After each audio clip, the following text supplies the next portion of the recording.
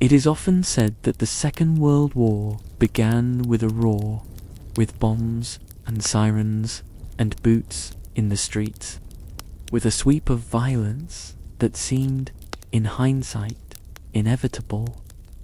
But like most great disruptions in history, it did not begin with noise.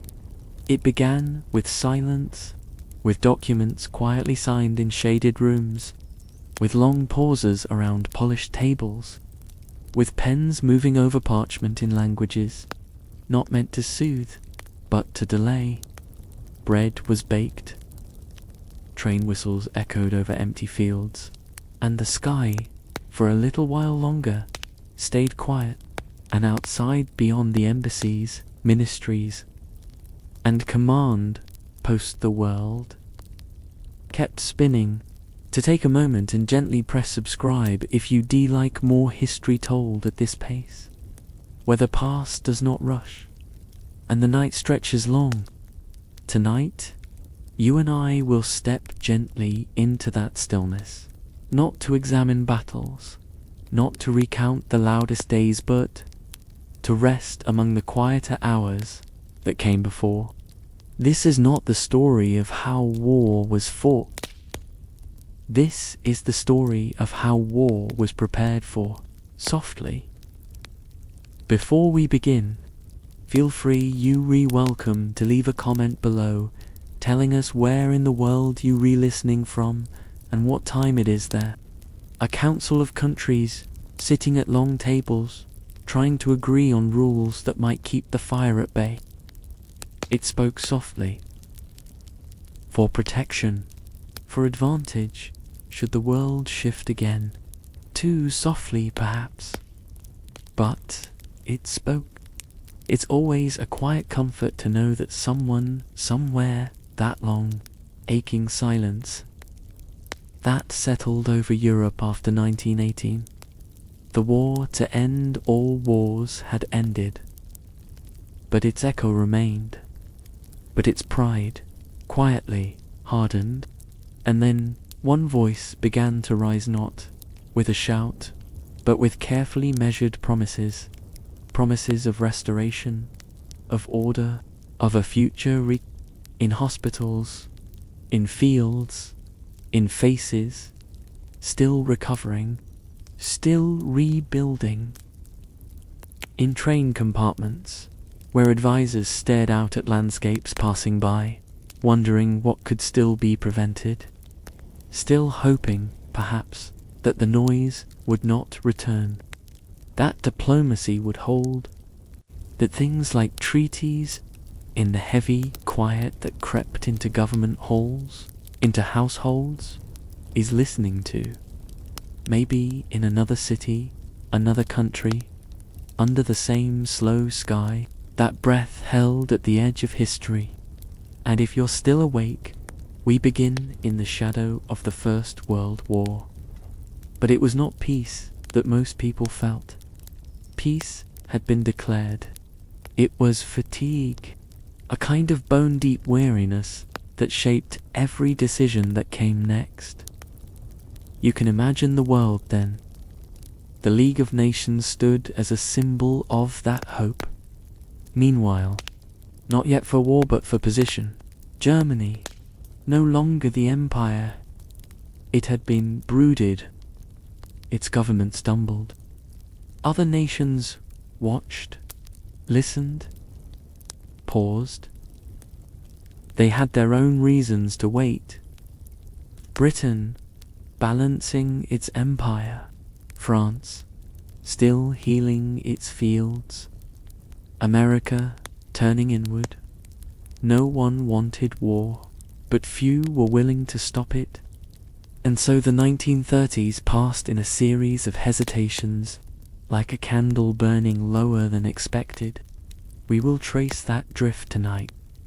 Carefully, we will sit, as they did, in the quiet of cabinet meetings, in the corners of diplomatic banquets. We will visit Berlin. This is a history of unread letters, of rooms where nothing was said until it was too late. And perhaps, as the hour grows late around you, you will feel the same stillness they felt. That hush between moments.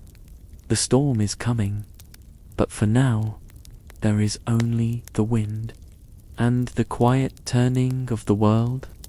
The silence after war is not like other silences. It is not peaceful. It settles low in the chest. It does not rush to fill the air. It waits, not only in the fallen trenches, and not just in the bombed-out towns of France or Belgium, but everywhere, as though time itself is hesitant to begin again. After the First World War, the world felt that silence. In Berlin, in London, in Rome, in tiny villages, where the church bells had rung too often for the wrong reasons, and in great cities where victory parades passed beneath windows that stayed shut. For years of it, the noise of boots in mud, of pens on paper, of telegraphs chattering from front to front, that sound had defined the world for years. The thunder of artillery, not instantly, but gradually. As the war ended, graves were marked in homes. Letters were gathered and bound with string, kept in drawers, reread in silence. The armistice came with neither triumph nor resolution, and exhausted, relieved, people emerged from dugouts and basements. Some walked home, some found there was no home to walk to. Flags were lowered or folded, and governments, too, did not know how to speak again. Some toppled. Delegates arrived in Geneva with intentions carefully folded in their briefcases. They sat around long tables and spoke in the soft, structured phrases of people determined not to raise their voices. Savings vanished. A loaf of bread. Still, people hoped. A desperate refusal to go back. The missing were not forgotten. Isolationism. A retreat from the noise abroad. Borders and economies were guarded like wounds. Cemeteries grew with careful symmetry. Some tried to smile through broken teeth. New governments rose, young and shaky, idealistic, frightened, about restoration. A reshaping of the world by the still angry hands of those who had barely stopped fighting. The old order, kings, czars, emperors, had cracked. They promised peace, but peace did not mean confidence. Markets danced. Flags were displayed. Parades were organized. But the silence behind it all remained.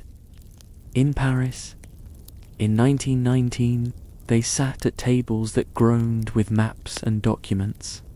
The Treaty of Versailles was signed with solemnity. It was meant to create order, meant to prevent another war. But it also carved wounds into the map, borders drawn not in ink. Punishments were written into its paragraphs. Germany, wages, sleep. It became political. The League of Nations was formed, and with it, a new language of diplomacy, measured, hopeful, perhaps too hopeful. They had seen what loudness could do. And so the world entered the 1920s, not in celebration. In Germany, the Weimar Republic struggled beneath the weight of reparations. Inflation swept through households like a thief. In Britain and France, veterans returned home, but not always welcomed. Work was scarce. Memory was not. The wounded were visible. In the United States, yet even there, silence lingered. The country turned inward, and all the while, people tried to sleep again, to listen for nothing, to get used to a world where sudden knocks did not mean telegrams, and where sirens stayed silent. But even in silence, unease lingered, because underneath the calm, beneath the carefully rebuilt streets and painted facades, the roots of the next conflict were already growing. In Germany, resentment brewed quietly. Veterans spoke softly. In Italy, promises of order gave rise to clenched hands and sharp uniforms. In Japan, ambition stirred behind polite diplomacy. And elsewhere, in London, or had it simply paused, they did not speak these thoughts aloud, not yet. The public did not want to hear them. The public wanted peace. So, politicians gave speeches of reassurance. It is within this silence that our story begins, but with a long, low hush that fell across a tired world. A world trying not to look, trying not to hear what history was quietly whispering beneath its breath. There was a time, not very long after the Great War had gone still, when many believed, or perhaps needed to believe, that peace could be maintained by structure alone, that the world, having once shattered, the weight of parchment and the shared memory of suffering, and so, from the dust of Versailles and the slow, uncertain tremors of a reshaped world, rose an institution not born of conquest or tradition, but of intention. The League of Nations, an organization that arrived without fanfare in Geneva, each politely worded condemnation that failed to carry consequence, but in a kind of sterile diligence. Long reports typed with painstaking care, maps unrolled and then rolled again, committee after committee forming, debating, dispersing, all of it designed to keep the world talking, and yet somehow unable to keep it from drifting slowly toward fracture, began to create a rhythm of avoidance, of delay, of hope, stretched to thin, across a reality that refused to bend, bearing the fragile hopes of a century newly begun, and tasked with holding together what exhaustion and grief had left behind. It was, in many ways, a hopeful project, idealistic in design, noble in aspiration, and composed of delegates sent not to command, but to cooperate, not to threaten, establish not just policy, but precedent. And yet, the League condemned the action but imposed no real penalty, and no one not in Geneva, not in London, by the time an investigative commission arrived, simply withdrew from the League, even as Germany rearmed in secret, even as alliances were tested, and borders nudged, and ideologies sharpened in shadows, walking away from the table without much consequence, but by quiet resignation. Often, the responses came softly, its members filing in and out of rooms with titles longer than their results, each nation returning home with the comfort of having spoken, or at least of having said nothing too loudly, or too late, and talk they did, in rooms filled with high windows and high ceilings, where the air was often still and the voices even more so. Conversations unfolding over hours in tones so moderate, so deliberately calm, that urgency sometimes evaporated altogether. And yet, behind that moderation was something deeper, a kind of shared fragility, an unspoken understanding that this institution, this league, was not so much a fortress as a mirror, reflecting back the instability it had been asked to contain. But because the alternative was too terrible to consider, and so it endured, but as a symbol of what might be possible if only the world were willing to believe in symbols again. Its founders had imagined a council of equals, but the truth, quietly present in every meeting, in every carefully measured resolution, was that equality was not easily found among nations burdened by debt, by loss, by pride, or by the uneven legacy of colonial reach. And so, some voices carried more weight than others, while some barely stirred the air when they spoke, and some, notably the United States, did not join at all, having helped to conceive the idea but choosing in the end to stand apart, retreating into a quieter posture of domestic focus and a wary detachment. Even within the League, cracks appeared early. Disputes were mediated, sanctions were proposed, and as the years passed, each diplomatic compromise, each gentle deferral, you can picture the League's headquarters. Not in chaos, not in panic. There were early tests, small at first, then more serious. A border dispute here. Moments when the League might have drawn a line, asserted a rule. In 1931, not failure in spectacle, each nation that chose self-interest, each silence that followed, and yet the League continued, and many did believe, or at least pretended to, because belief was easier than confrontation, because paperwork was easier than protest, because the memory of war still lingered, and so the illusion held. Peace, they told themselves, was working, even as Italy grew louder. The illusion held, but it was growing thin, like parchment exposed to light, still intact, but transparent, still in place, until one day it would no longer be.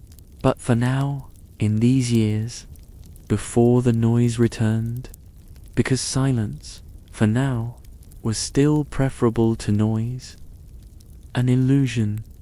In the years after the Great War, governments turned inward, not with violence, not even with force, but with distraction, with worries that felt more immediate than distant armies or shifting alliances, worries about wages and jobs and food, worries about elections and public opinion, worries about the people, and wanted no part in another. You can imagine it, perhaps a small town in southern England. The year is 1932, its headlines speaking not of foreign affairs, but of coal prices, of labour strikes, of pension cuts. It did not campaign on foreign strength or international vigilance. It campaigned on frugality, on calm, on domestic order. In the corner of the room, a wireless hums faintly. And with him came the New Deal, an ambitious, domestic-centered effort to pull the country back to its feet. The casualties, the trauma, the sense of betrayal, all still present, if not always, spoken aloud. In Britain, the phrase "never again" hung in the air like a soft vow. In the United States, neutrality acts were passed, not in anger, but in quiet resolve. And across much of Europe, veterans still bore the marks of trench warfare, both seen and unseen, a reminder always of where poor decisions might lead. Foreign policy, for the time being, slipped quietly to the background. About military build-ups, about speeches made beneath banners, they were often received with weary skepticism. and Italy tightened its grip under fascist rule, many democratic governments found themselves pulled back into the small, complicated needs of their own citizens. Parliament debated subsidies. Congress debated spending. Cabinets fell, parties realigned. Promises were made, tuned not to government addresses, but to music, or cricket scores, or the quiet mutterings of a radio drama. The world beyond still exists, but it feels far away. And it was this sense, this illusion of distance, because while Germany rearmed and Japan advanced, the national government formed in 1931. They saw it in the polls. They felt it in town halls, in labor meetings, in factory visits, and so they adjusted their focus, gently, gradually, toward domestic stability and away from foreign tension. Let's wait. Let's be sure. In France, governments changed often. The Third Republic had a fragile rhythm, coalitions rising and falling with regularity, or cloaked in such diplomatic language that their urgency slipped past unnoticed. Reports were written, but action, each administration cautious, each one too brief to take lasting action abroad. The focus, again, remained local. Unemployment, taxes, keeping the Republic intact. And in the United States, the Great Depression cast a long shadow. Franklin Roosevelt had taken office. Even the memory of the First World War contributed to this turn inward. So when whispers of danger did surface, whispers about Germany's increasing nationalism, surely not again, people said. Surely the world would not choose war a second time. Not so soon. Not after all that loss. And so the warnings were noted and set aside, not because no one cared, but because everyone was tired of sacrifice, tired of bloodshed, tired of politics that demanded more than people had left to give, and politicians, they read it in letters from constituents. It was not cowardice, the kind of caution that whispers, even as time pressed forward, even as warnings became clearer, even as neighbors began to disappear behind closed borders, even as the League faltered. Leaders did speak, from time to time, about international danger, but those speeches were often tucked into longer addresses about economics, because the people, broadly speaking, wanted peace. And peace, for most, meant focusing on what was broken at home, not what was stirring abroad. And so, in London and Paris, in Washington and Ottawa, the rhetoric remained measured. Foreign rearmament was concerning, but manageable. Treaty violations were regrettable, and diplomacy. All the while, the clock moved forward, quietly, steadily, without waiting for anyone to catch up. And beneath the quiet urgency of domestic politics, the shape of the next war began to take form, behind curtains, in silence. Rearmament, when it returned to Europe, did not announce itself. It did not march openly at first. It came in whispers, in factory orders, in policy proposals folded into budgets, and shaded by economic necessity. It came behind the walls of buildings that once made tools and now made shell casings. It came in the reshaping of school programs, in the quiet re-establishment of officer academies. It came not with urgency, but with the slow, rhythmic logic of preparation that no one quite wanted to admit was happening, and yet everyone understood. Germany was bound by the Treaty of Versailles. No tanks, no air force, and no submarines.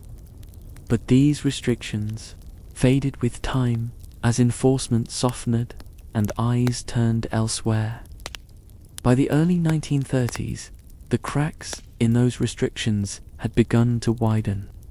And when Hitler came to power in 1933, rearmament quietly moved from ambition to policy. But even then, it was wrapped in the language of necessity. He did not stand on balconies and shout about war. Not at first. Instead, he spoke of sovereignty, of dignity, of jobs, of restoring national pride through employment and national service. Phrases that echoed warmly in cities where the factories had gone cold, and where veterans still wore their medals beneath their worn coats. Factories that had fallen silent now hummed again, but piece by piece, steel, rubber, ammunition, the engines of war were built slowly. Reports issued by intelligence officials. Some voices called for rearmament, but they were not yet urgent voices. Under the careful eye of ministries that knew how to speak softly about defensive placements, about conscription, all spoken of in measured tones, in the language of contingency and caution, found his warnings met not with dismissal. The Maginot Line, it was not an aggressive move. Time was moving. It was a wall, a comfort, a belief, perhaps, that the world could be contained with concrete and corridors. In Britain, too. The slow realization began to take root. Not with alarm, but with quiet acknowledgement. There were debates in Parliament. Even Churchill, who spoke often and with clarity about the growing danger but no action. There was no appetite for haste, but factories were not yet fully commissioned, and money was short. And besides, to rearm meant to acknowledge the possibility of war, and to acknowledge war was to risk awakening the past. So decisions were postponed. There were long, quiet discussions behind closed doors about aircraft numbers. In France, too, there was rearmament. And yet, for every tank not built, for every division not formed, Germany, by 1935, there were stern condemnations. Not yet. The uniforms tailored, the logistics prepared, all in a kind of soft parallel to public life, where speeches still promised peace, where newspapers still emphasized negotiation, and where the average citizen still believed, or hoped, that another war was unthinkable. Instead, nations watched, and waited, that it would stop on its own, and so rearmament continued, but so too did delay. In London, plans were drawn for air defense. In Washington, military funding remained low.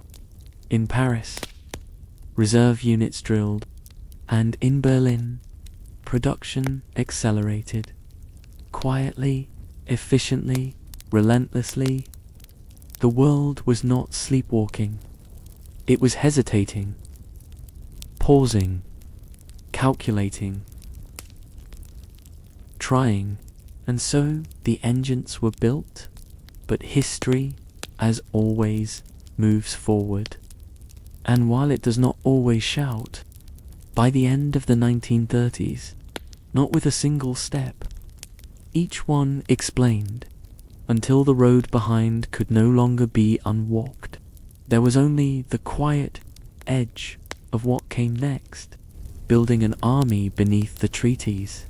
It began not with boots on parade grounds. Paper signed in dimly lit offices, paper filed away in drawers that would be quietly locked. Germany. The terms were clear. Its military would remain small, symbolic, limited. No tanks, no heavy artillery, no air force, no submarines. But words on paper cannot always contain what a nation remembers. And Germany remembered many things. It remembered the humiliation of surrender, the forced terms, the disarmament. It remembered hunger, the blockade that lingered beyond the war's end. It remembered inflation, money printed by the barrel, savings devoured in weeks, and it remembered its former strength. The ranks, the iron crosses, the old victories that lay buried beneath newer wounds. It trained intensively. Its officers were selected with care. Its doctrines were quietly preserved. And beyond the letter of the law, relationships were formed, unofficial, informal, and always deniable. In that remembering, seeds were planted, not loudly, not all at once, but slowly, among former officers, among nationalists, among those who still wore their uniforms, even if only in their minds. The army that would one day shock the world was not born overnight. It was assembled in quiet pieces and companies, each one modest, in the early 1920s, but it became more than it appeared. One of the most significant of these was with the Soviet Union. It was a strange partnership, yet united by exclusion. Germany and the USSR, both isolated in different ways after the First World War, found quiet benefit in cooperation. German pilots trained on Soviet airfields. German tank officers tested maneuvers across the Russian steppes. It was all done discreetly, domestically, healing, a slow correction of what many viewed as an unfair treaty. Firms that once made tractors began designing armored vehicles. Purely theoretical, of course. Aeronautical clubs. Hitler's public speeches spoke of peace, of recovery. He reassured international leaders that Germany posed no threat, that it merely sought parity, dignity, self-determination. Its planes were being drawn and soon assembled. Gymnastics programs built discipline, just sports, nothing more. This was the moment the quiet became public. The step from veiled preparation to open reality. Yet, even then, each program had a purpose, each layer a cover, and the German people. Schools became training centers. Roads were built not just for commerce, but for mobilization, and songs sung in beer halls. But in the early years, it was positioned as restorative, even before Hitler's rise, and when he took power in 1933. But even then, behind those words, ministries buzzed with renewed purpose. Generals who had worn civilian suits were summoned back. New barracks were planned. Discreetly, weapons were designed, not under army contracts, but through research bureaus and civil protection programs. The Luftwaffe, the German Air Force, and yet its officers trained. By 1935, just 2 years into Hitler's rule, Germany formally reintroduced conscription. This was not hidden. There was protest, there was concern, but there was no action, and so the program accelerated. The Treaty of Versailles still lay in its folder, yet it remained wrapped in words of reassurance. Germany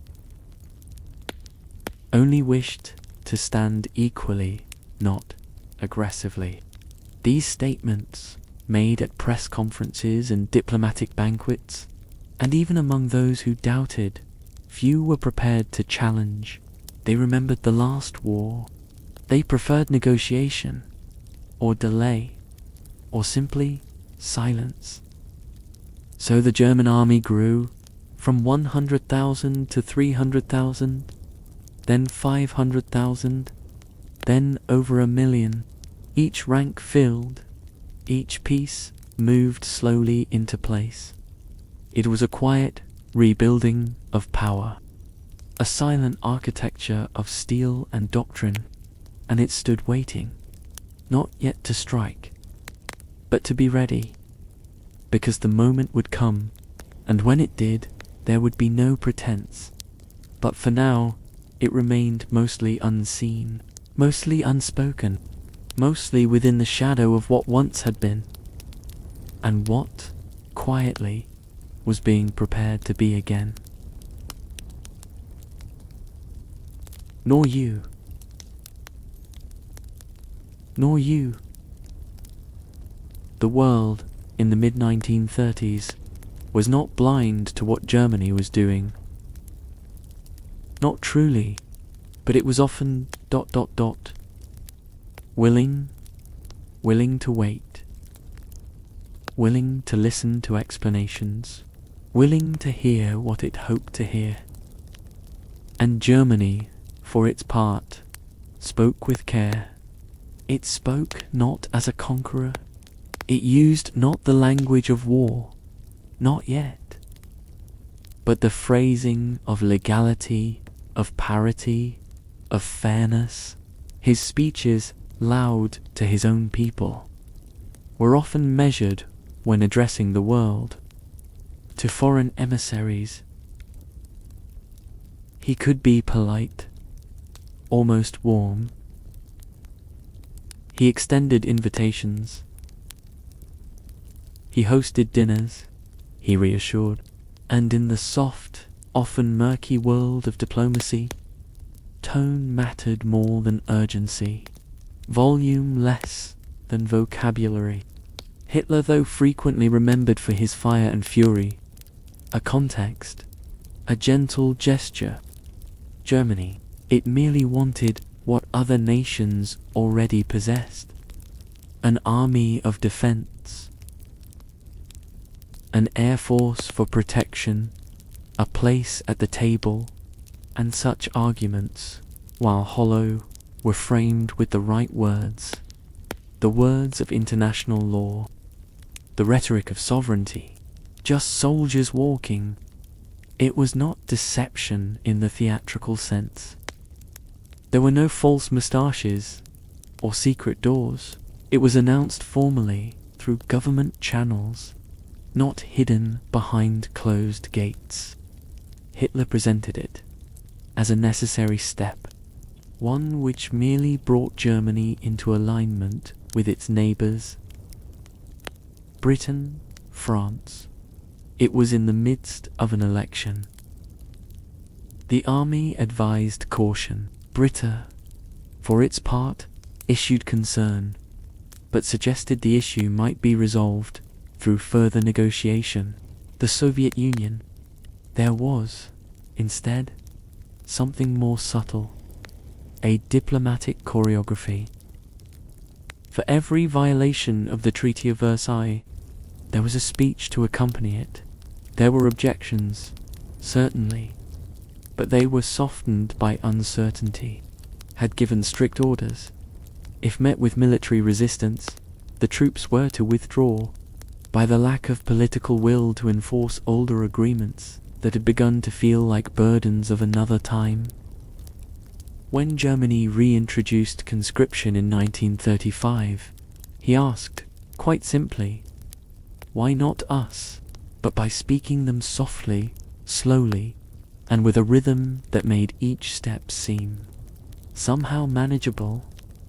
The question was presented so calmly, so persistently, that it found its way into parliamentary debates in London and Paris. And then, in 1936, came another careful step: the remilitarization of the Rhineland. This was territory that Germany had once claimed, but which the treaty had placed under strict limitations, a neutral buffer zone between Germany and France. When German troops entered the Rhineland, there were no shots fired. Germany acted always with enough warning to seem polite, but never enough to allow true resistance, but slowly enough to seem civil. It was deliberate. When German troops entered Austria, and again, the act was framed as unification, not aggression. It was a direct violation. Again, Hitler explained, Germany, he said, was simply protecting its own territory. Each previous concession had made the next seem just slightly more plausible. Each silence had set the stage for the next word. He assured the world that this was not the first step toward war, but a final step toward fairness. And again, the world listened. No one wanted to escalate, and so no one acted. Hitler and the world moved on. At every stage, Germany's Foreign Office played its part. Documents were signed, proposals were offered, ambassadors were reassured. And in this way, Germany cloaked its intentions, not by hiding them entirely. Even the most aggressive moves were accompanied by handshakes. The annexation of Austria in 1938, the Anschluss, came after years of diplomatic pressure, propaganda, and careful preparation.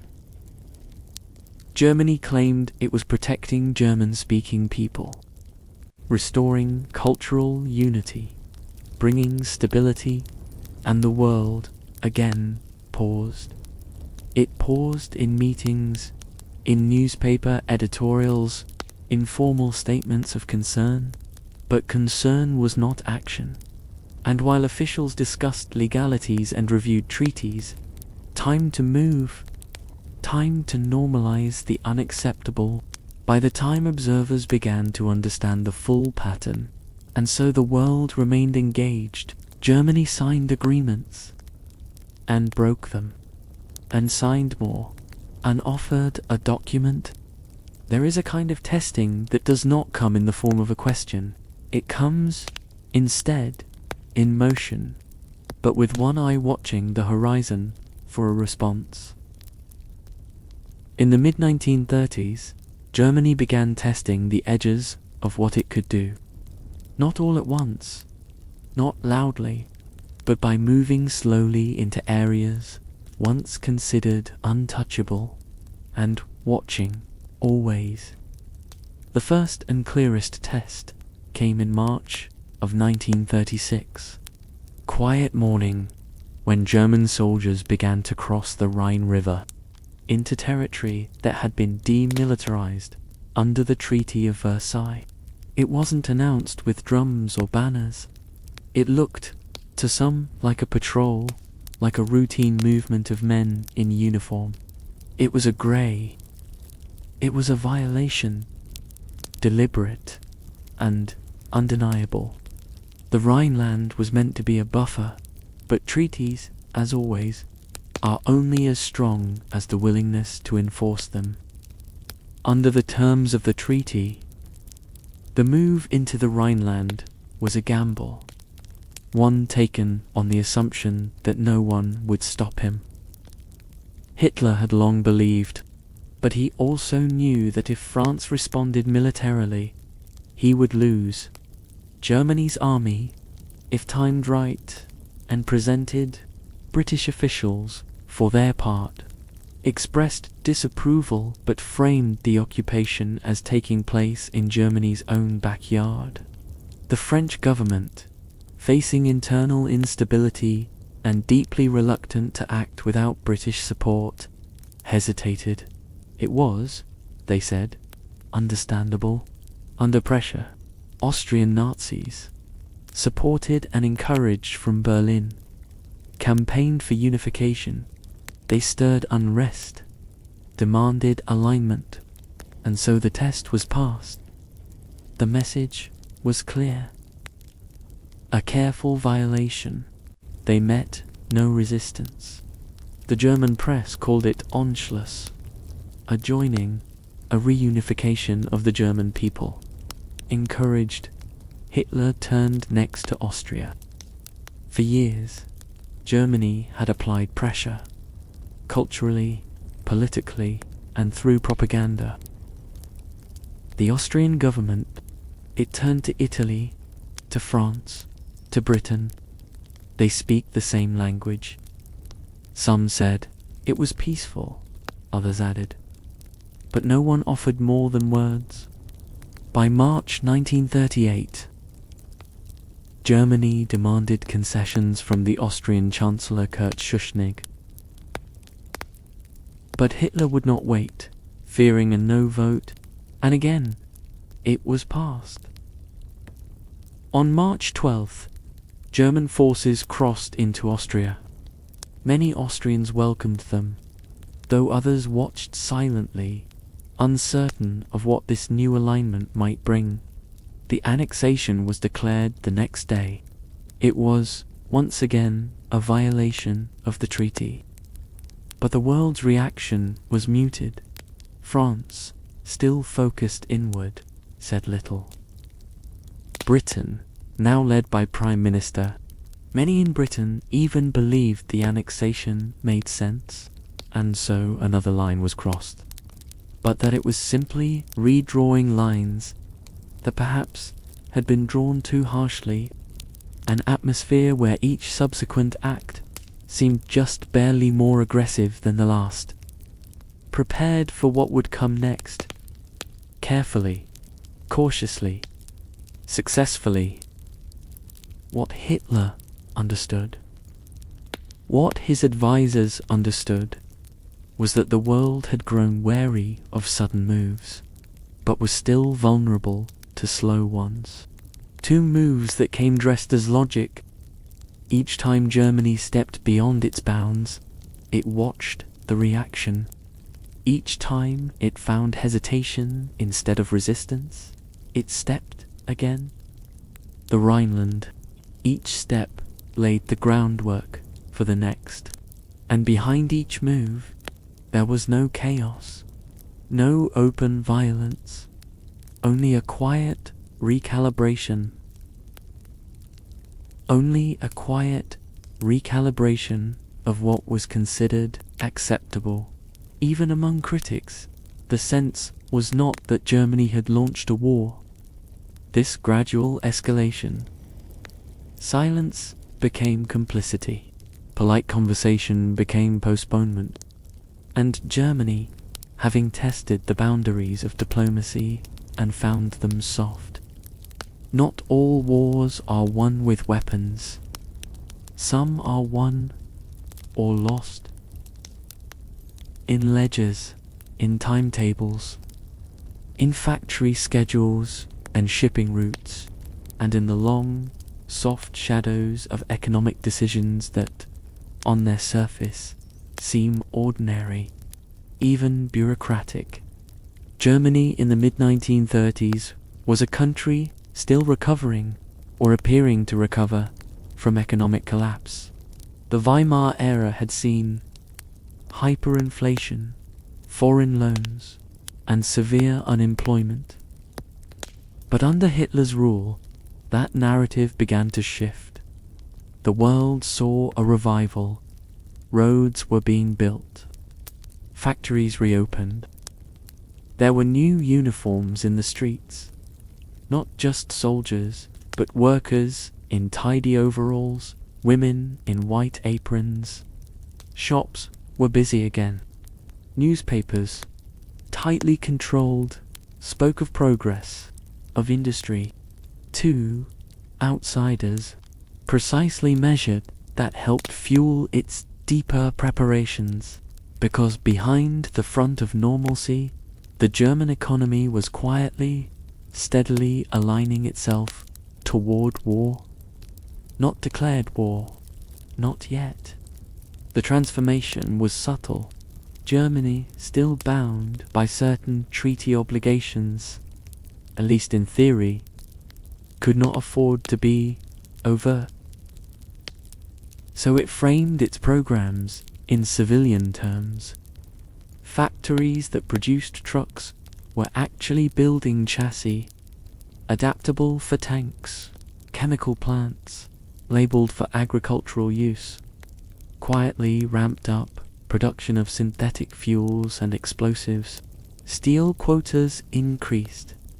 A banker and economist who had helped stabilize the German currency after the inflation crisis of the early 1920s under Hitler, Schacht, served as president of the Reichsbank and Minister of Economics. Though his relationship with the regime was complicated, mining operations were subsidized. And deep within the ministries, economists and engineers worked on complex plans, not for mere recovery, but for readiness. One of the central architects of this shift was Joel Marshak.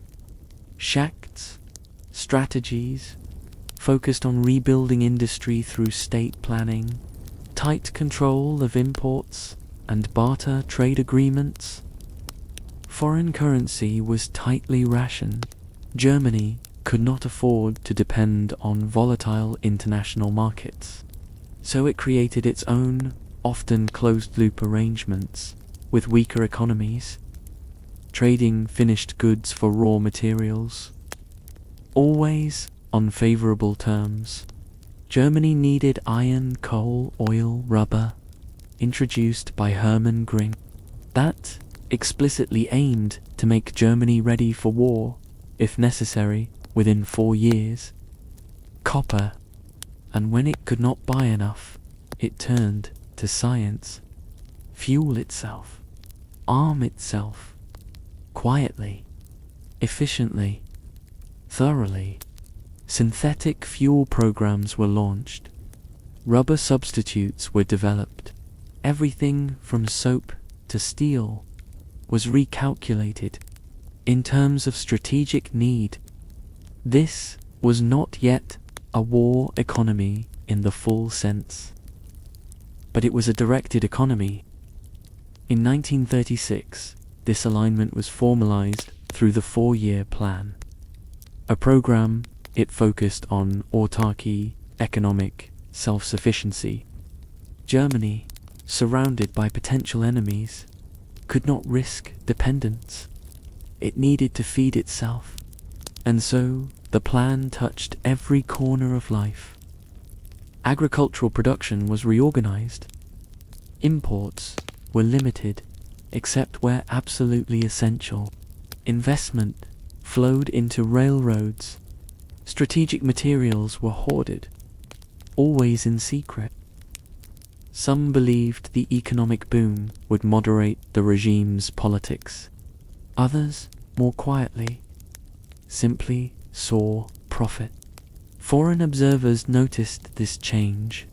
There were reports, some detailed, some urgent, but as with Germany's military build-up, the reaction was muted. Why? Because Germany still paid its debts. It still welcomed foreign diplomats with polished manners, and its economic successes, however manipulated, made for good headlines. Foreign investors. Some firms did business with German companies through subsidiaries. Where it would go, and how fast it would be deployed when the time came. They toured the Reich, Autobahn, Germany's national highway project, and came away impressed. They saw the assembly lines, they saw tidy towns, they saw parades, were simply the efforts of a once defeated nation trying to find its footing. The machine could continue its work. They did not see the storage depots beneath factories. They did not see the disguised munitions plants. They did not see the lists. Long, quiet lists. Even within Germany, much of the population experienced this transformation, not as preparation for war, but as national pride, a revival, an end to chaos. People had jobs again. The currency was stable. There were radios in homes, cars on roads, music in the sense of forward motion, of purpose, was everywhere. And yet, behind that sense of renewal, everything was being counted, prepared. The trains that carried coal would later carry troops. The trucks on the new motorways would carry guns. The maps being revised in classrooms would soon be consulted for strategy. The economy in its quietest gears. And as long as the world continued to believe that Germany's actions unquestioned, unhindered, unseen, Czechoslovakia was not a weak country. That is worth remembering. It had a modern army, a functioning democracy. Its borderlands were mountainous and defensible. Its people were diverse, but determined. And yet, by the late 1930s, Czechoslovakia stood quietly exposed. The country had been formed in the aftermath of the First World War, carved from the old lands of the Austro-Hungarian Empire. It brought together Czechs and Slovaks, of course, but also sizable communities of Germans. Its capital, Prague, sat like a jewel at the heart of Europe. Its rivers, flowing with quiet rhythm, pressed against the German border. Many had lived there for generations. Others had arrived under empire, had aligned itself with the growing power of Hitler's Germany. Its demands for autonomy were growing sharper, its rhetoric more hostile, and behind the scenes, it received guidance and funding from Berlin. After 1919, they became minorities in a new state. Sometimes welcomed, sometimes resented, often wary of the government in Prague. They are in tension. They became a focal point, not only of cultural tension, but of foreign interest. And the new map of Europe, as drawn at Versailles, had left Czechoslovakia in a precarious balance. In the Sudetenland, the western rim of the country, and in the years that followed, by 1937, the Sudeten German Party. But these were paper shields. And as the 1930s drew to a close, the willingness to enforce those understandings began to waver. Germany did not yet speak of war, but it did speak of injustice, of protecting German speakers, of national pride. And in the salons of Munich and the committee rooms of Westminster, there was growing concern, but little consensus. France and Britain had long-standing obligations to Czechoslovakia. It was not that Britain or France trusted Hitler. It was that they feared war more than they feared appeasement. So they sent messages, advisors, suggestions, encouraging Prague to be flexible, to negotiate. And then came the invitation. Hitler, Chamberlain, Mussolini, Daladier, all would meet in Munich to resolve the matter, to offer concessions, not to their ally, but to its adversary. In Czechoslovakia, this shift was deeply felt. President Edvard Beneš, a cautious, diplomatic figure, worked tirelessly to hold the state together. He believed in democracy. But as the Sudeten crisis deepened, and Germany's demands grew louder, it was a surrender dressed as compromise, presented to the world as the price of peace. The world was watching. but it was not preparing to help. In September 1938, Germany threatened to intervene on behalf of the Sudeten Germans. Czechoslovakia, it had defensive lines. But what it lacked was assurance. In London and Paris, meetings were held, briefings were circulated.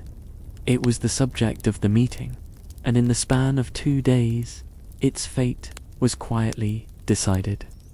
The Munich Agreement, signed on September 30th, Chamberlain, but in Prague, there were no celebrations.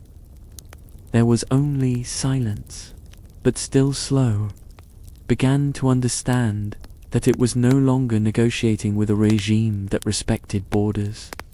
A quiet, heavy silence. The defensive fortifications built along the Sudeten frontier were now in German hands.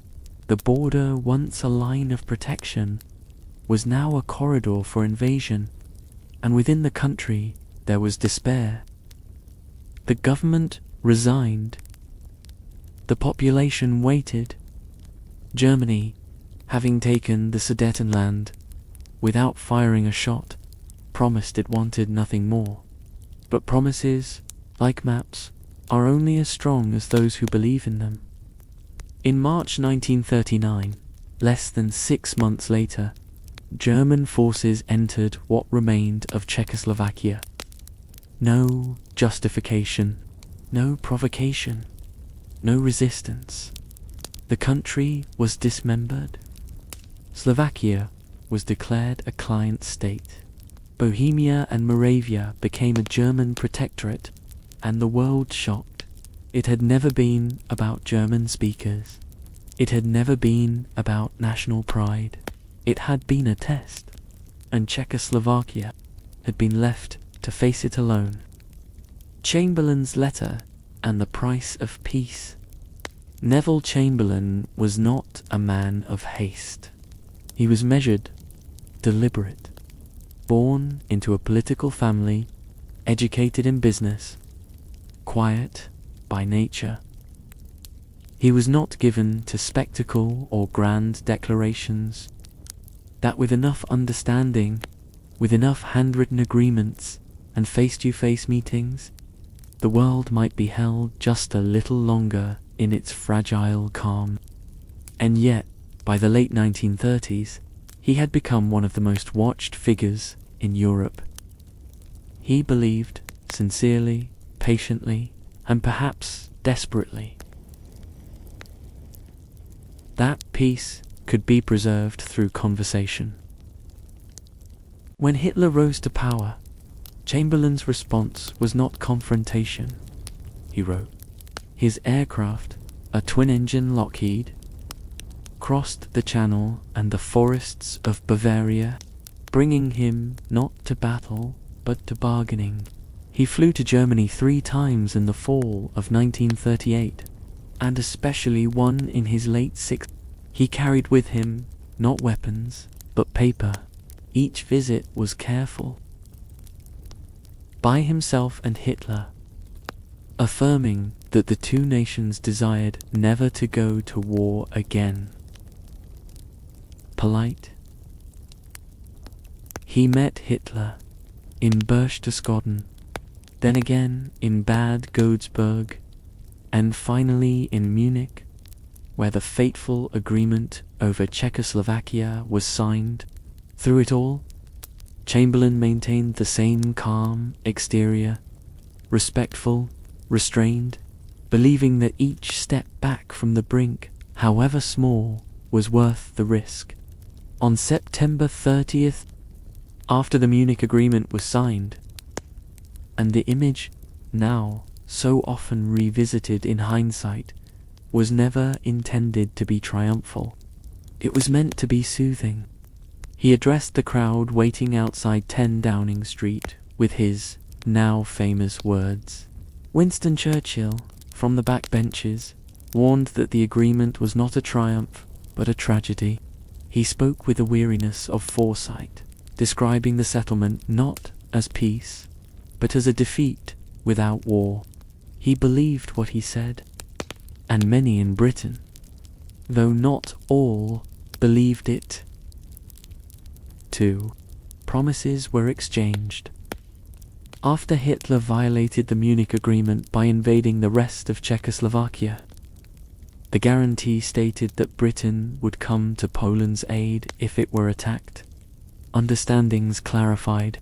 They believed because they wanted to, because the memory of the last war was still too fresh, because another war felt unthinkable, because peace, even if temporary, still felt like something. But beneath the applause, privately included secret protocols to divide Eastern Europe, including Poland, between the two powers. In the House of Commons, voices rose in doubt.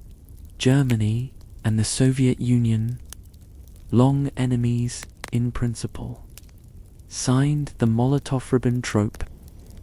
Still, the letters continued. In the months following Munich, with Warsaw, among them was a guarantee to Poland. It was written quickly, but by then, and still, Hitler tested. As spring turned to summer, this agreement, publicly, a non-aggression treaty, the illusions were fading. Chamberlain, still dignified, still restrained, began preparing his nation not for another letter, but for war.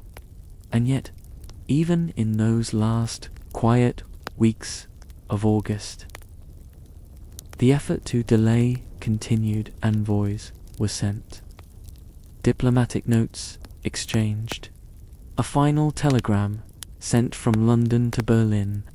Only silence.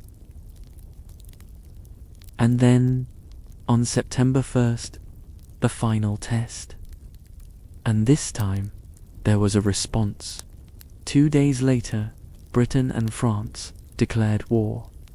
There was no applause, no banners, just the steady, resigned voice of Chamberlain on the radio, announcing to a quiet, uncertain nation that peace so delicately maintained had finally failed. His voice, still calm, still careful, said only this: "This country is at war with Germany." It was a sentence written not in anger, but in sorrow. The end of one long letter, and the beginning of something else entirely. The Soviet silence.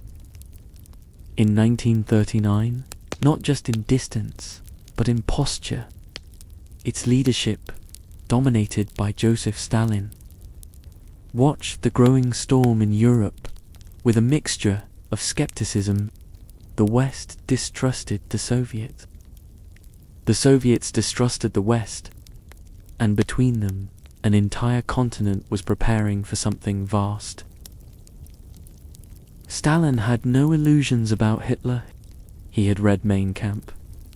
But he also understood something deeper, that the Western powers, Britain and France, had not acted with urgency to stop Germany's rise, and that their failure in Czechoslovakia revealed not only hesitation, but a kind of strategic indifference, especially where Soviet interests were concerned.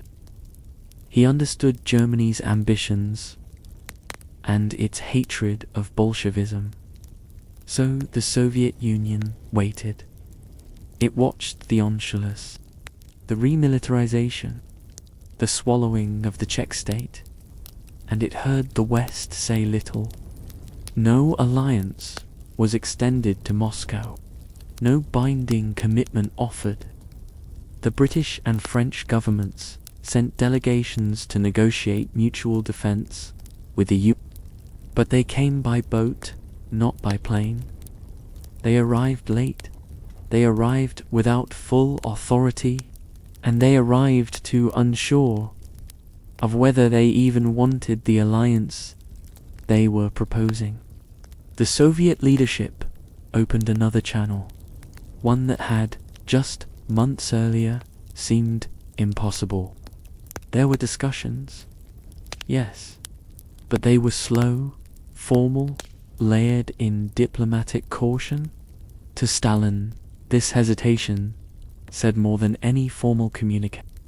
And so, even as talks with the Western powers continued, a channel to Berlin, and from that channel came a very different tone. The German proposals were clear. They were fast. They were not concerned with ideology. The country was not ready. And war. He did not want to fight Britain and France in the West and the USSR in the East at the same time, about lines on maps, about the future of Poland and of Eastern Europe more broadly. For Hitler, the goal was practical, to avoid a two-front war. For Stalin, the goal was equally pragmatic, to buy time.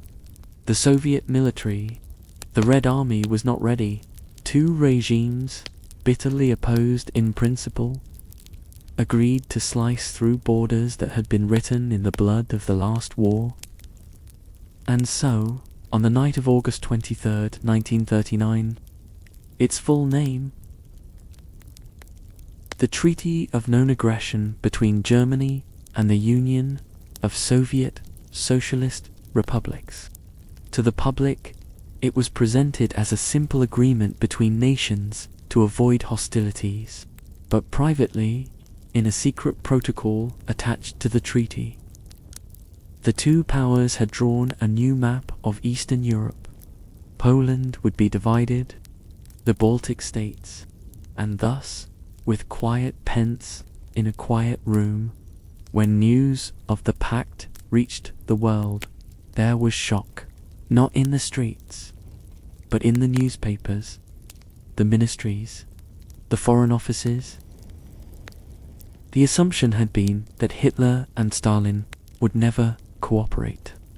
But the Soviet pact now meant that Poland would be attacked from two sides, not one, but ideology. Germany had chosen convenience. In Warsaw, they were alone. The Western guarantees.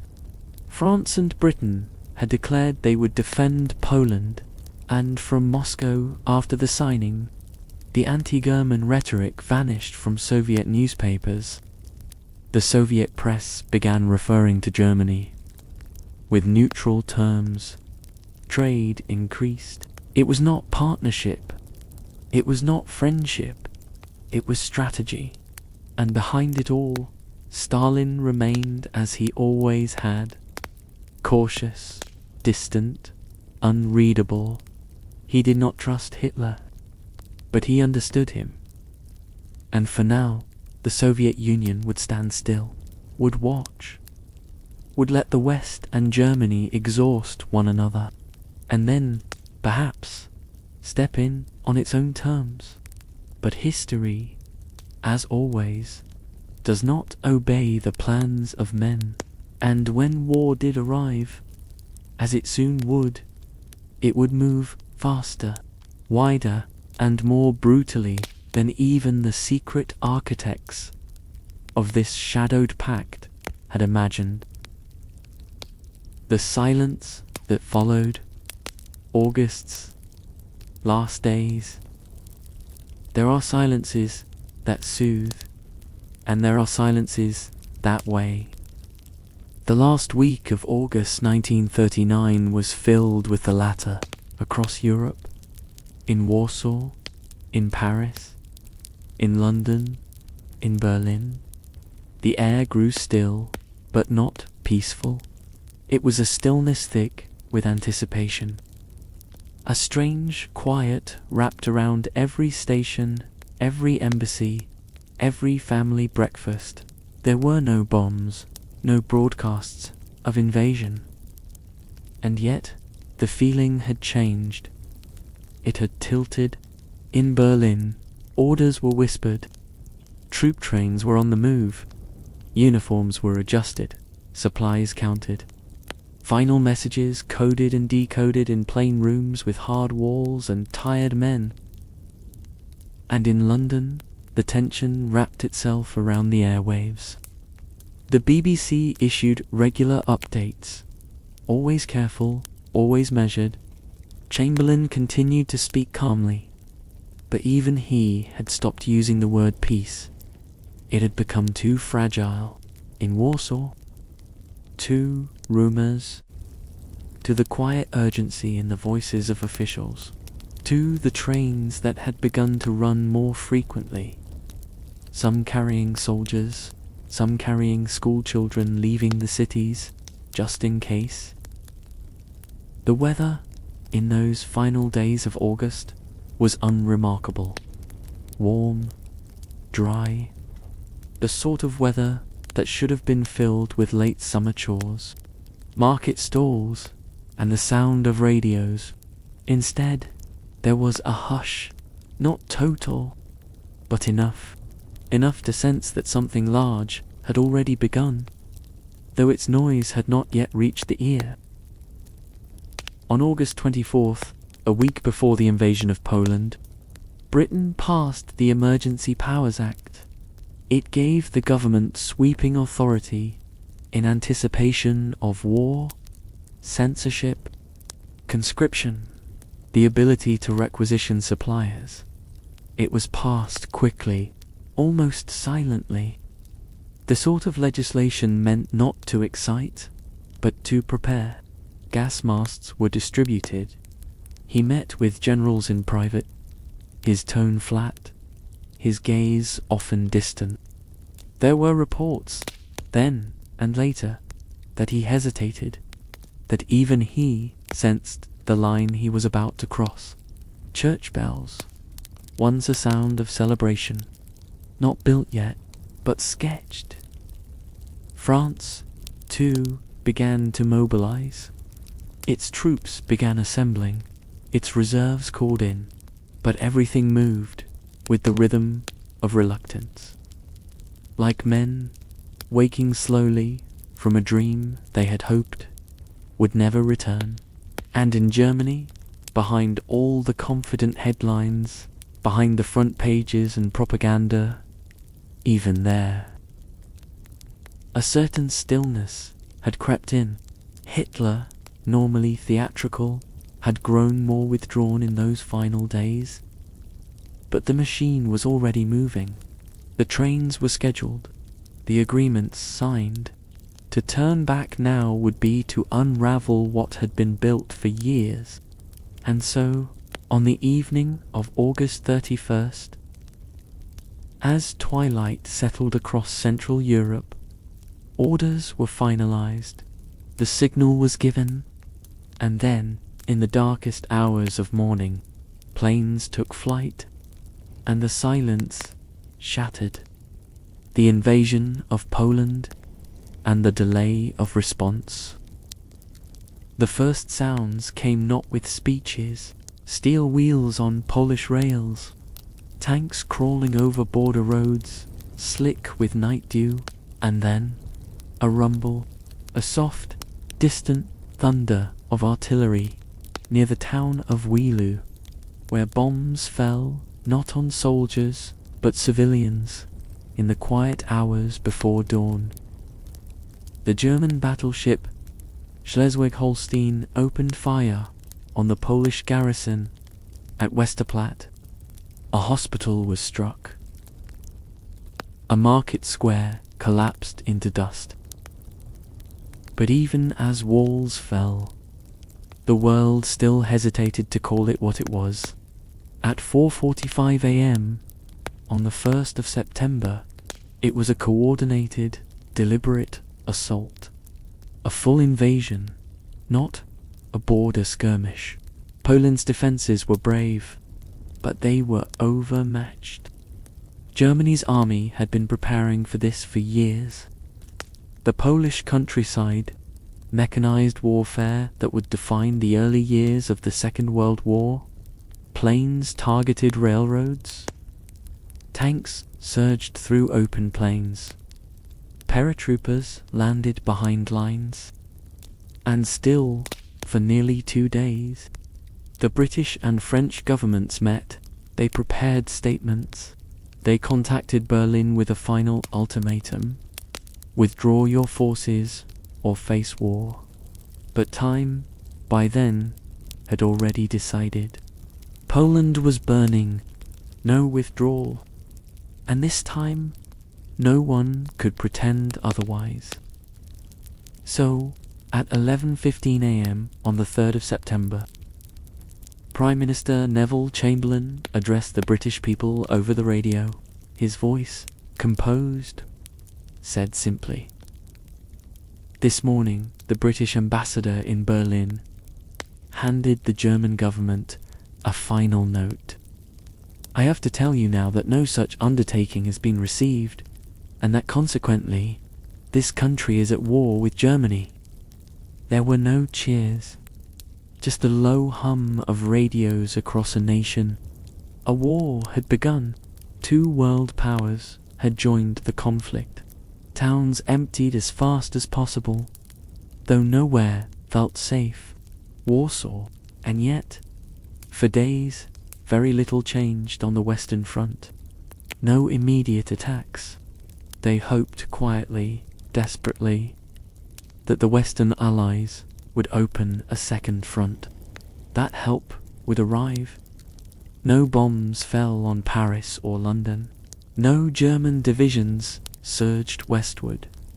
Historians would later call it the phony war.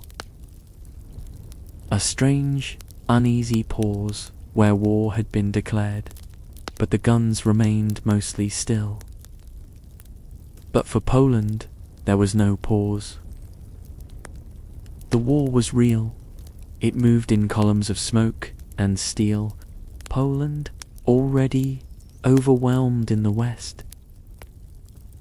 Civilians fled eastward, clogging roads with carts and bicycles and crying children. Still, the Polish army resisted. They fought on foot, with courage and limited equipment, against a mechanized force, but none came. And then, as if to seal their fate, a second betrayal arrived from the east. Air raid drills, but the feared German invasion of France did not come. On September 17, 1939, Soviet forces crossed Poland's eastern border. There was no warning, no declaration. The Soviet Union claimed it was protecting ethnic Ukrainians and Belarusians, but in truth, it was fulfilling the secret clause of the Molotov-Ribbentrop Pact. Within 3 weeks, its government was in exile, its territory partitioned, its people, civilians and soldiers alike, caught between 2 regimes. And yet, even in that collapse, in London and Paris, newsreels showed efficient troops, precise victories, smiling soldiers handing out bread. The war, as presented, was a just cause, a swift response to Polish provocations, a matter of national security. People waited. They read newspapers, listened to the radio, went to work. Children in British cities, posters encouraged calm. Leaflets instructed citizens on what to do in the event of attack. But no attacks came. It was a war, waiting to arrive. Meanwhile, in Germany, and all the while the borders of occupied Poland grew thicker. New checkpoints, new laws. The world had changed. And yet, for many, it did not feel that way. Not yet. It felt like something looming. Just beyond the edge of the calendar, the silence before a second, greater sound. The fall of Poland and the price of delay. By the 3rd week of September 1939, Poland was surrounded, not metaphorically, but physically. To the west, to the east, the Red Army, silent at first, then sudden and total, and between them, a nation running out of roads, soldiers, and breath. From the first day of the invasion, Poland's army had fought valiantly. They formed defensive lines where they could. They executed organized retreats, attempting to regroup. They defended cities like Modlin, Bizura, and Warsaw with tenacity, despite overwhelming odds. There was no question of their courage, only of their support. In theory, Poland was not alone. Britain and France had declared war on Germany on September 3rd. And yet, to the Polish people, that war seemed distant, symbolic. No Allied troops crossed into Germany to open a Western front. No Allied planes struck German targets. France did send a few divisions into the Saarland, the region west of the Rhine. They stopped and withdrew. The lines in Western Europe held still. The troops waited, and Poland fell. By the 27th of September, Warsaw, in the preceding weeks, its citizens had dug trenches in city parks. They'd blacked out their windows. They'd taken shelter in cellars, in schools, in churches, but food ran short. Water systems broke down. The end came, not with a roar. And though the city held on longer than many expected, the government had fled to Romania, hoping to regroup abroad. The army, once among the largest in Europe, or in hiding, the nation's fate was sealed, not in a single battle. The price of delay, of half-promises, postponed mobilizations, and tentative diplomacy was now fully visible. And yet, even in collapse, Poland did not vanish. Its resistance continued. Encoded leaflets passed hand to hand beneath occupation. Its government continued. In exile, based first in Paris, then in London, its people endured, scattered across Europe and Siberia in camps and safe houses and forest clearings. The Allies now faced a war that had already claimed its first country. And still, much of the Western public was only beginning to absorb what that meant. In Britain, rationing had begun. Volunteers were issued uniforms, but most days remained quiet. The expected air raids had not yet come. Children practiced hiding under school desks. The war was real. Troops were mobilized and sent to the Maginot Line, but they saw little action. Soldiers dug in, but the sense of immediacy, of connection to what had just happened in Poland, remained distant. But it had not yet touched everyone, and in France, a similar stillness. It was as though the war had paused, catching its breath before expanding outward. But Germany had no intention of pausing for long. Behind the lines, its war machine continued to turn. Its rail lines carried not just troops, but already forming in paperwork, in commands, in sealed train cars. Its policies in Occupy Poland began to harden. Property seized, and beneath the quiet administration, meanwhile, the Soviet Union solidified its hold on the eastern half of Poland. There was no dramatic battle. The Red Army moved with cold precision, encountering limited resistance. Civilians were arrested, leaders were exiled, maps were redrawn, and all of this happened. Diplomatic cables flowed, declarations were drafted, But nothing moved faster than what was already unfolding on the ground. The war, in its earliest days, was not just a military failure of coordination.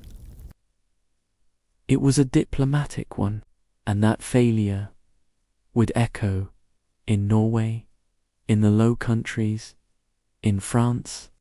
What began with delay would teach lessons. But in Poland, the lesson had already been written, in ruined towns, in broken rail cars, in silence.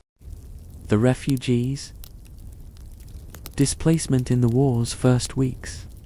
The first war refugees of the Second World War did not wait for the front to reach their doors. They heard it coming, a low rumble, the thud of artillery far away, the crack of aircraft overhead. And so they left. Not all at once, but in lines, in carts, on bicycles, on foot. Parents walked beside children. Grandmothers clutched bundles of food. Boys pushed bicycles with sacks tied to the handlebars. Entire families moved without maps, unsure of where safety might lie. They moved not toward anything, away from the new flags rising on buildings that once flew their own. The first wave of displacement came in early September 1939. Even as Polish troops were still fighting, civilians began streaming eastward. From Poznań, from the outskirts of Warsaw, the roads were packed, horses thin with fear, hoping to cross into Romania or Hungary, neutral countries that might offer asylum, dogs trailing behind, confused. Their homes were gone. A second wave of displacement began, but this one carried a different kind of fear. For many, the arrival of Soviet forces meant the collapse of whatever safe haven they'd hoped might remain. Their past behind them, and the future had not yet arrived. Each town passed brought questions. Would they be allowed to stay? Would they be safe? Would there be food? Some found shelter in schools, hastily turned into refugee centers. Others slept in barns, fields, forests. Many walked hundreds of kilometers. Others allowed through. But even those allowed in found only uncertainty. In the east, when Soviet troops entered Poland on September 17, civilians fled. Once again, others attempted to disappear into the countryside. Still others, exhausted, sat down, waited. Not all displacement was physical, or South America. Their journeys taking months, years, even lifetimes to complete. For those who could not leave, the elderly, the sick, the poor, the arrival of occupation meant a different kind of dislocation. Or in forests, neighborhoods changed. Suddenly, familiar faces were gone. About patience, about refusing to disappear. Even as borders and names were rewritten, names once printed on signs were removed. New rules replaced old ones, and those left behind became strangers in their own towns. In others, they were allowed through only to face a different form of suspicion. By October 1939, some found relative safety in Romania, Hungary, and Lithuania. From the towns newly occupied, from cities reduced to rubble, others continued on to France, to Britain.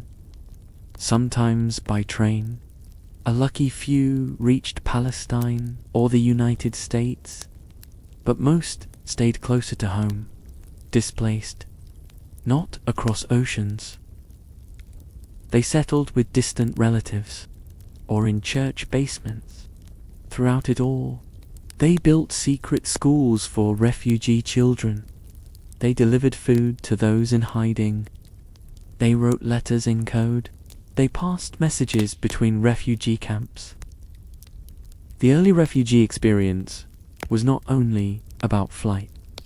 Many Polish Jews also fled in those weeks, though they faced the same confusion and often greater barriers.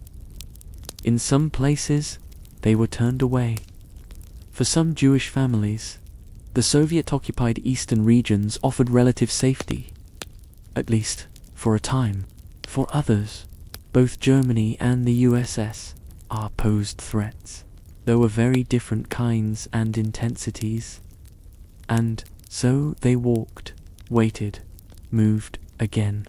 With every passing week, as winter approached, conditions worsened, rain turned the roads to mud, cold crept into the bones of the displaced, shelters grew crowded, and still more came from the villages. They arrived with stories, with fragments of memory, with photographs tucked in coat linings, with house keys no longer connected to houses, even in places where refuge was granted. Children did not ask when they would return home. They asked if there would be bread that day. Adults stopped using the word soon, one day at a time. And so the first great tide of displacement in World War II swept across the map, not with noise, but with wary footsteps, and behind it, left in the fields, in the forests, in the villages, were the signs of a quiet exodus. Empty shoes by the roadside, worn coats, half-finished meals, chalk messages scrawled on fences, gone to wait for us. There would be many more refugee crises in the years to come, but this was the first, and it began not with fire, but with movement, a soft, sorrowful rhythm across a continent learning. Too late, that war was no longer something that happened to others. When the world finally knew, for weeks after the German invasion of Poland, the word war was spoken cautiously in many corners of the world. It was in the newspapers, yes, on the lips of radio broadcasters and political commentators, but it had not yet fully settled into the daily rhythm of life beyond Europe. The world had heard it before, through telegrams and evening papers, but now it was beginning to sound different. It began not all at once. This was not a war that would resolve itself in a few weeks. It would not stop at Poland. It would not respond to diplomacy. In Britain, blackout curtains were no longer just an inconvenience. They were a ritual. People lined their windows with thick cloth and carried gas masks in shoulder bags. They stood watch over a quiet frontier, while knowing that this stillness would not hold forever. Children, once evacuated from cities to the countryside, with reluctance, in France, soldiers along the Maginot Line settled into an uncertain waiting. The Drôle de Guerre, or Strange War. Across the Atlantic, in the United States, the government spoke of neutrality. But ears were tilted toward Europe. President Roosevelt addressed the nation on September 3, 1939, calling on Americans to remain out of the conflict while preparing for what might come. And in smaller countries, Belgium, the Netherlands, Denmark, Norway, they had declared neutrality. But the memory of the last war and the current path of Germany suggested that neutrality might not mean safety. Maps were consulted, supply chains examined, and across all these nations, one question began to settle heavily in the minds of diplomats, shopkeepers, teachers, and mothers alike. If Poland could fall in a matter of weeks, who would be next? It was in these moments, these slow, dawning moments, that the world finally knew, but in a soft, inescapable shift. And in every gust of wind, there seemed to be a whisper, in the smell of ink on ration cards, in the sound of shovels digging air raid trenches, but with their own debates, in the glances exchanged between strangers on city trams. Even the weather, it seemed, carried a different stillness, filling in edges of a map, in Prague, in Paris, in London, even in Stockholm and Geneva. The clouds lingered lower. The leaves began to fall. This is not the end of something. In Canada, New Zealand, South Africa, and Australia, war declarations followed in short order. As part of the Commonwealth, each of these nations had lost sons in the previous war. Now they braced to send more. War had become a global shape again, and in Poland, occupied, partitioned, wounded, the knowledge had already arrived, not through headlines or broadcasts, school bells that no longer rang, streetcars that no longer ran, loved ones who had not returned. By October 1939, the world had not stumbled into war, it had permitted it. It had postponed its own response until the sound of boots on cobblestones and the smell of smoke forced everyone to admit, this was not like the last time. This would be worse. The outbreak of the Second World War did not come all at once. It did not announce itself with a single moment or a clear bell. There was no instant in which the entire world changed. Instead, it arrived like a fog rolling down a quiet hill, gradually, softly, but with weight. It crept through diplomatic corridors, across open plains, and into the dreams of civilians who had once believed that the war before had ended all wars. It began with a hesitation. It continued with agreements, with promises given, but not enforced, with decisions shaped by fear of war, that, in the end, brought war more surely than any weapon. And finally, it became real, not only on the battlefield, but in the homes that were left behind, in the displaced child tracing lines, in dust with her toe, in the elderly man folding the key to a home he would never see again, in the silence of a classroom with no students.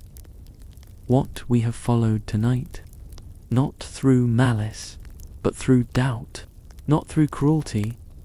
If we waited long enough, the danger might pass on its own, and not out of hatred.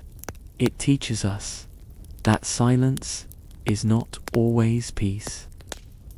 That delay is not always prudence, that when borders begin to move without permission, when nations look away from the suffering of others, something larger begins to stir, something that does not wait for permission.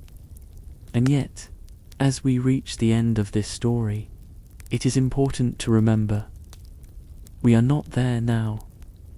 In the quiet, the world outside is vast, but it is not at war in the way it once was. There is light in the hallway, their footsteps absorbed into the soil of history. There are people somewhere nearby who are at rest. The past, and as the names fade, and so many more, their voices grow dim. Let your eyes close, if they haven't already. Let the last echoes of these stories fall softly around you. Is still here. The radio has been turned off. The map folded and put away. The telegrams have stopped. And there is only now. Feel free to leave a comment below. Let us know where in the world you re-listening from and what time it is. We love to hear from you. There's always more history to wander through. Slowly, calmly, and quietly, only stillness. Thank you for joining us on this long, gentle walk through one of history's most fateful moments. If you're still awake, until next time, sleep well, and may the past always stay behind you.